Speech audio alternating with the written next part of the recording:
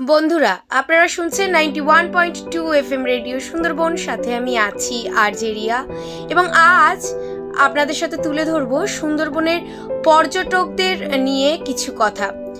সুন্দরবন সবসময়ই বিভিন্ন জায়গা থেকে অসংখ্য পর্যটককে আকর্ষণ করে। সুন্দরবনের মানুষের জীবনযাত্রা, তাদের আচরণ এবং সংস্কৃতির মাধ্যমে পর্যটকদের প্রভাবিত করে, এবং উদ্ভিদ ও প্রাণীর কারণে এটি কেবল পর্যটকদেরই বিস্মিত করে না, বরং বন্য প্রাণী এবং প্রাকৃতিক সৌন্দর্যকেও আকর্ষণ করে।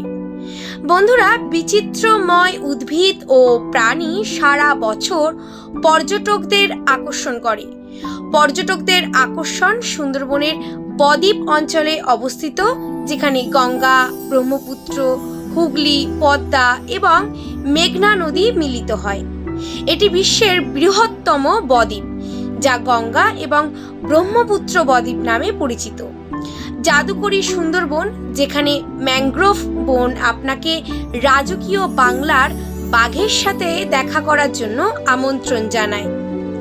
এটি বিভিন্ন প্রজাতির পাখি, সরীসৃপ, জলজ প্রাণী এবং সামুদ্রিক প্রাণীর আবাসস্থল হিসেবেও কিন্তু পরিচিত।